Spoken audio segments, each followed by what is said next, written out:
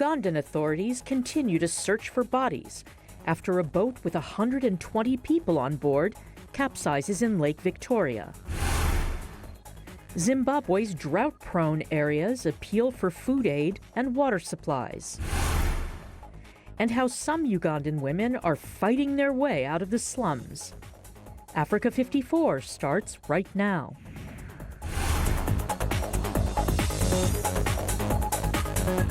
Good evening and welcome. I'm Vincent McCory and this is Africa 54. Ugandan marine security authorities are continuing their painstaking search for bodies on Monday after a party boat in poor mechanical condition capsized with 120 people on board on Saturday in Lake Victoria. And now police say 31 bodies are being recovered with more than 70 people missing and feared dead. Halima Hathumanu reports from Mukono in Uganda. What started out as a fun boat ride turned tragic when an unlicensed, uninsured and unregistered vessel capsized Saturday in Lake Victoria, Africa's largest body of water. Uganda Police Director for Operations Asmani Mugenyi says all marine components of the Uganda Police and Army have been deployed. He says they are not sure when all the victims' bodies will be recovered. Based on the witnesses, that many of them could be trapped in the wreckage. And we thought we would have the capacity to overturn the wreckage. We have consulted the Ministry of Works, and they say the water here is shallow. The ship that is available cannot operate at this place. There have been many calls for stricter safety rules, but Uganda's marine regulations are based on a law that was enacted in 1939. The law says any vessel owner who breaches the conditions of a license, including overloading, chooses between paying a fine of less than $1 or spending 12 months in jail. The vessel's owner and his wife both died in the accident. Boat operators at Mutima Beach in Mukono explain what led to the latest tragedy. The passengers came and were told the vessel had mechanical problems, but they insisted and paid more money. But the vessel had a leak and started sucking in water. No one noticed until the boat capsized. It is a painful moment for family members of the passengers waiting for word of their loved ones. Sabuma Alex Karuanga lost his older brother, whose body has not been found. So we are here waiting because of the situation. We're waiting to see what is coming forth, but we have not seen him. So we pray the police will continue the fight to retrieve bodies so our brother may also be found. We just need to know that we too can see his body. Uganda President Yoweri Museveni has called for the registration of all motorized boats in the country to prevent further accidents. Halima Athmani for VOA News, Mukono. Well, at least 22 people were killed in two separate militant attacks on Monday in Somalia, according to witnesses and officials. In the first incident, Al-Shabaab militants attacked the compound of a controversial cleric in the central Somalian town of Galkayo, killing him and at least 14 other people. Residents in the town say they woke up Monday to huge explosions followed by heavy sustained gunfire at the compound in the southern half of the town. Witnesses say a car bomb rammed into the gate, followed by insurgents who stormed the compound. The compound has been the headquarters of the Sufi cleric Sheikh Abdulwali Al-Emi and his congregation. Now, Al-Shabaab accused the cleric of committing blasphemy last year and threatened to kill him after he posted controversial videos on YouTube. Religious leaders criticized him for posting videos that showed the cleric pointing to a picture some thought represented the Prophet Muhammad.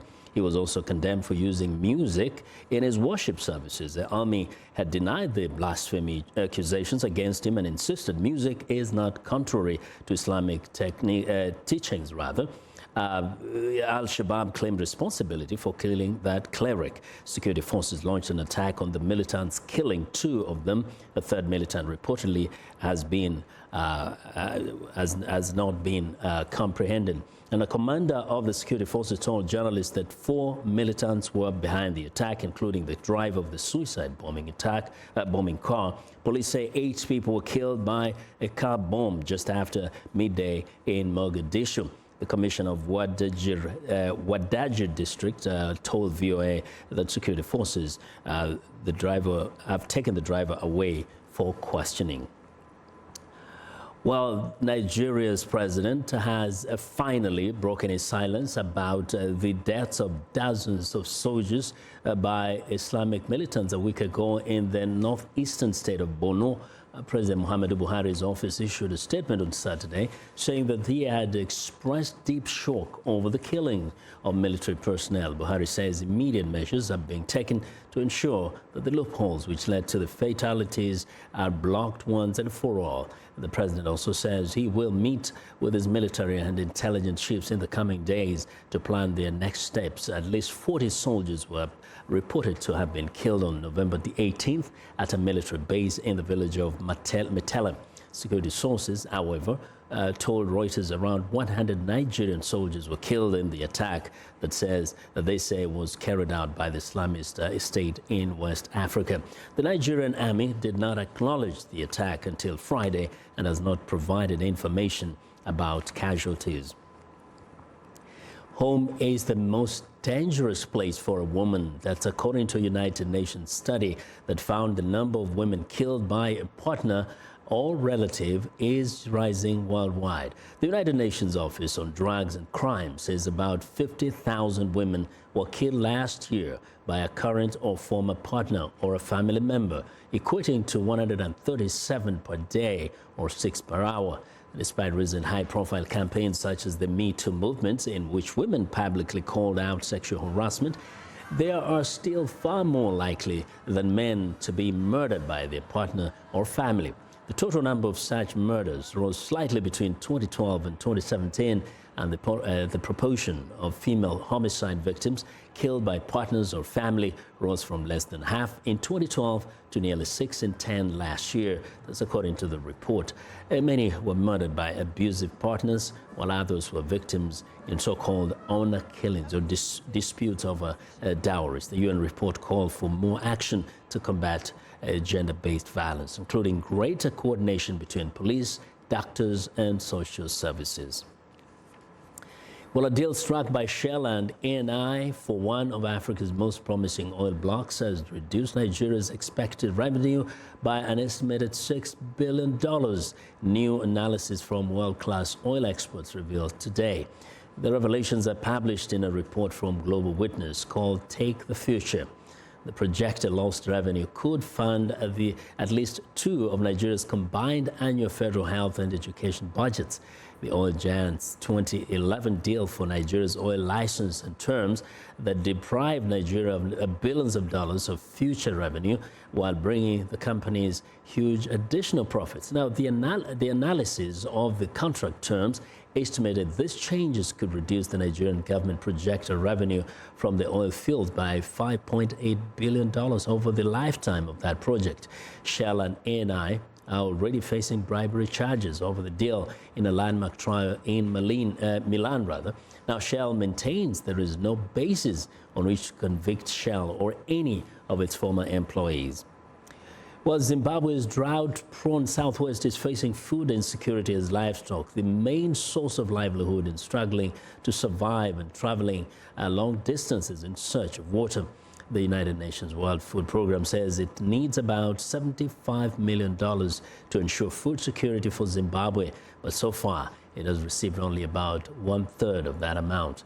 Columbus Mavunga reports from Bulawayo. Matopos, about 600 kilometers southwest of Harare, is part of Matabeleland region, where crops usually fail due to low rains. Thus, animals in this region are not only a sign of wealth, but a sign of livelihoods. They are sold or exchanged for grain, especially corn, which is used to prepare Zimbabwe's main staple food, sadza or isitshwala, a thick porridge which is served with a relish.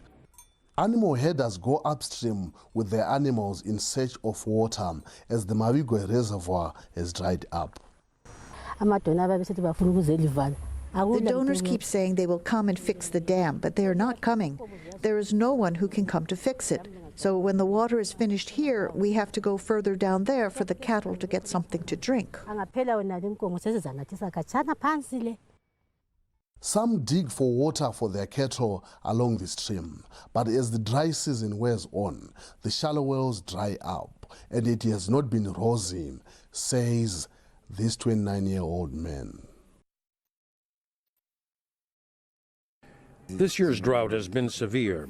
Our cattle are dying because there is not enough water to drink. We travel long distances for cattle to survive. We are appealing to the government to intervene and solve our water problem. It must fix our dams so that we can survive. We have not seen the government. We are seeing you, and we hope you take the message to them. President Emmerson Mnangagwa's government officials in Bulawayo, the nearest city, referred us to aid organizations that normally assist the villagers.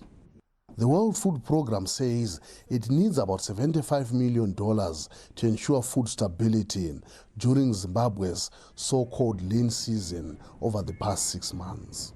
USAID's Food for Peace has chipped in with the $22 million. The WFP says the current food insecurity is attributed to long dry spells in the 2017-2018 rainy season in some parts of Zimbabwe. We have an estimated 28% of the rural population that is considered in a very challenging situation when it comes to access to and availability of food for this particular agricultural season, the 2018-2019. If you translate the 28%, we are talking of about 2.4 million people who would go without food simply because either they cannot afford it or they are unable to produce for the household's consumption.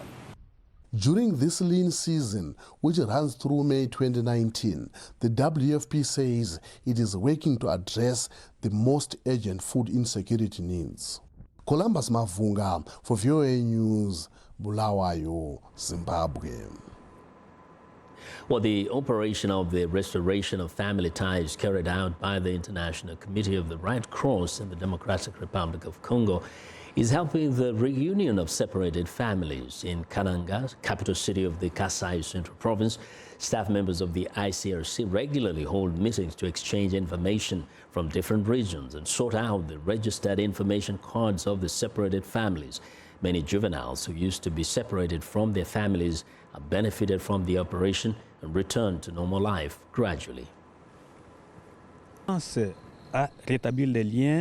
We rebuild family ties by delivering information from the Red Cross. People can contact their lost family members as soon as possible through the effective and practical information. If it doesn't work, we will look up the country's database because the information in the database is richer than that from the Red Cross.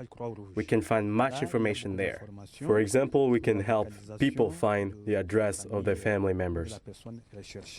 Well, years of war in the Democratic Republic of Congo have separated many families. Some are ending up in refugee camps outside of their country. Well, I want to know what you think about Africa 54 and the stories we covered during the conversation on Facebook. The address is Africa 54. We're also streaming our show live on Facebook, so check us out and share our show with your friends. Find me on Twitter at VOA Vince McCory. Still ahead on Africa 54, Ugandan women use boxing to fight their way out of the slums. But first, a look at Monday's headlines.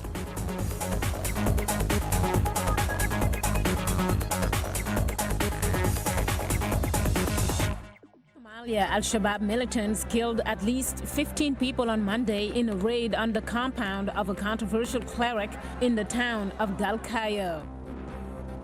In Uganda, rescuers recovered bodies from Lake Victoria after a cruise boat capsized in poor weather Saturday, killing about 30 people. Chad's President Idriss Déby visits Israeli Prime Minister Benjamin Netanyahu for the first state visit since Chad severed diplomatic ties with Israel in 1972. Finally, in the Democratic Republic of Congo, the ruling party candidate Emmanuel Ramazani Shadari and one of his main opponents, Martin Fayulu, attended the Martyrs Stadium Mass for new Archbishop Fridolin Ambongo. That's all for today. Thanks for watching.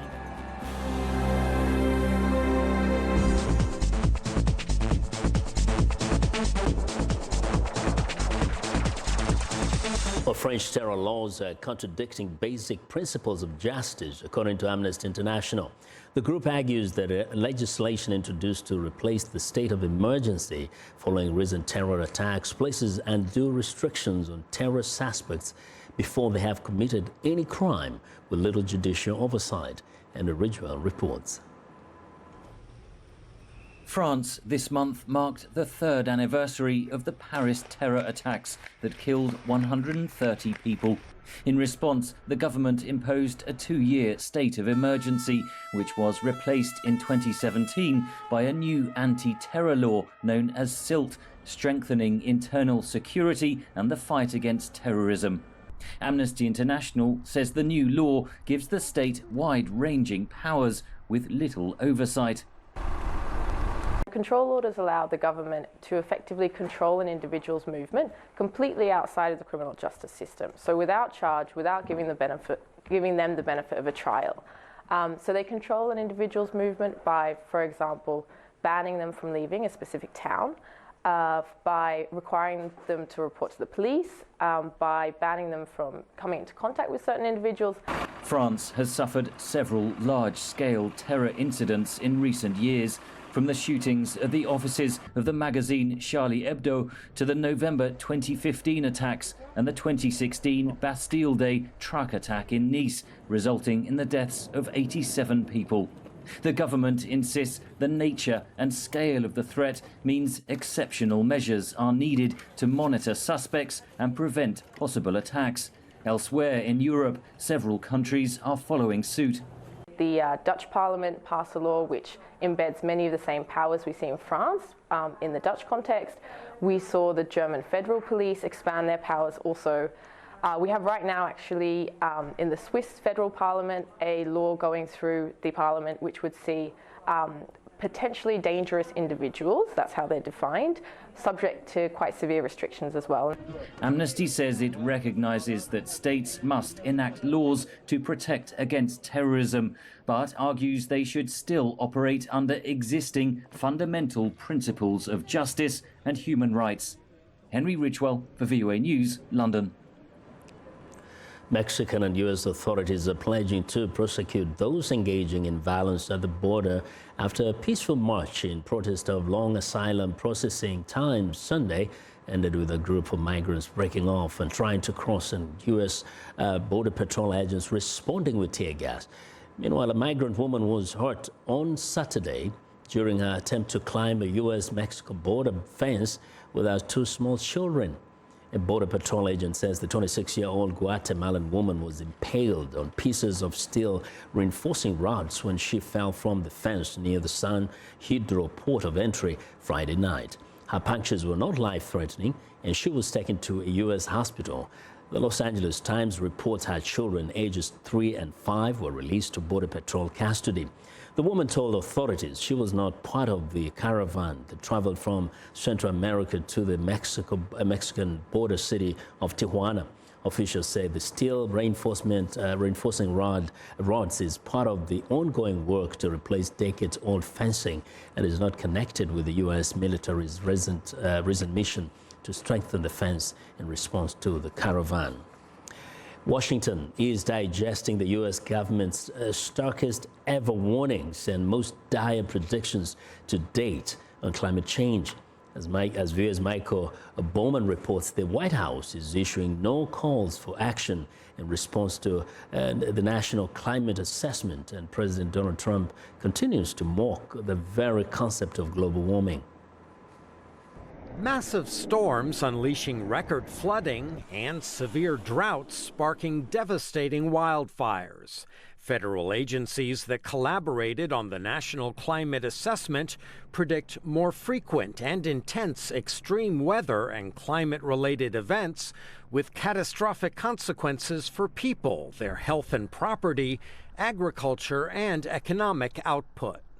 The Trump administration did not block the report, but released it without fanfare on Friday, just after the Thanksgiving Day holiday and on America's busiest shopping day of the year. And I want great climate. We're going to have that, and we're going to have forests that are very safe. Days earlier, President Trump drew attention to a cold snap in the United States, tweeting, quote, "Whatever happened to global warming?" Others see the report as a call to arms. It talks about the impact on places like I'm from, the Midwest, where you're going to see devastation to our crops. You're already seeing the hurricanes because of the ocean warming, and you're certainly seeing in vivid color those horrible wildfires out west. This is exactly what NASA and our military have predicted for years, and it's time to act on it. Senator Klobuchar noted that under Trump, American clean power and vehicle emissions goals have been reversed or scaled back, and that the president pulled the United States out of a global pact to cut greenhouse gases. The president has said he is not convinced that human activity is causing climate change and argued that cutting carbon emissions would harm the U.S. economy. The National Climate Assessment contains a counter-argument.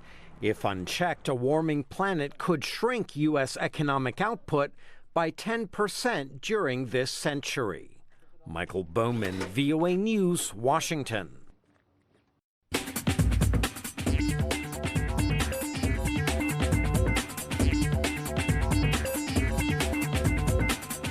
Welcome back to Africa 54, and here's what's trending. Conservationists say they are in a race against time to save a species of giraffe after it was upgraded to critically endangered on the International Union for Conservation of Nature's red list. It's estimated that as few as 2,000 individuals of the Kordofan subspecies may be left in Africa out of a total giraffe population of about 80,000. To learn more, conservationists are setting up drones of Benue National Park in Cameroon to gather visual data of the giraffe's habitat. They are also working with universities to build specialized drones to accurately survey vast areas normally impenetrable because of terrain.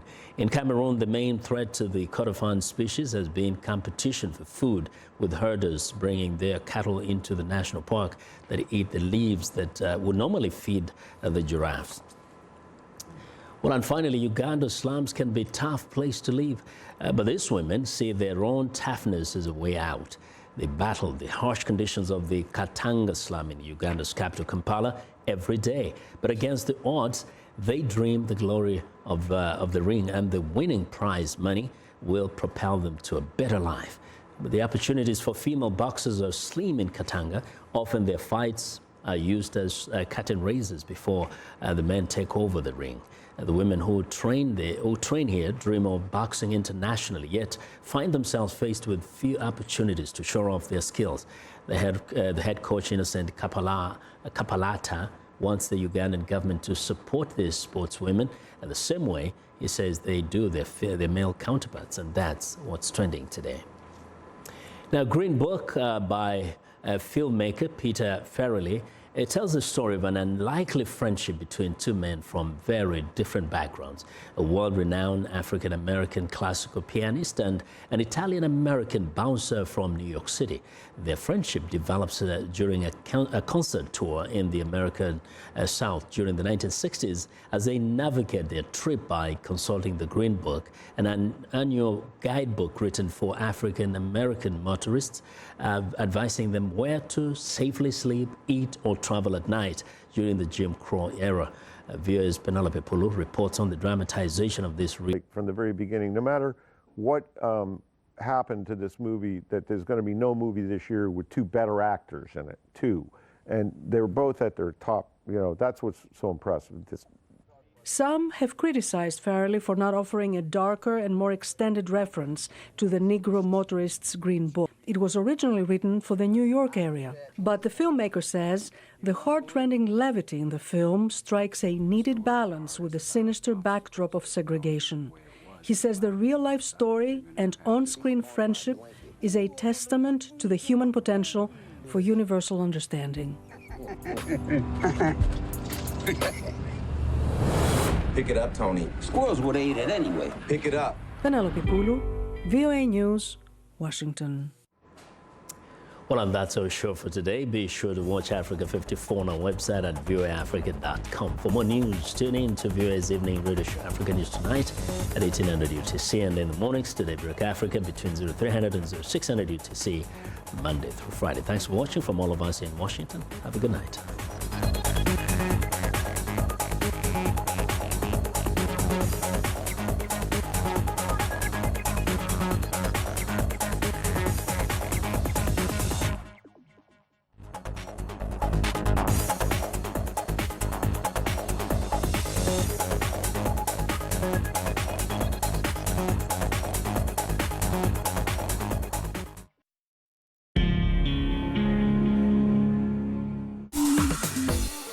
Welcome to English in a Minute. So, you know what happy is, and medium comes between small and large. To find a happy medium. So, is this idiom about feeling kind of happy? How is it going with your neighbor? Is he still complaining about your playing the trombone at night? He was, but it's fine now. How did you guys work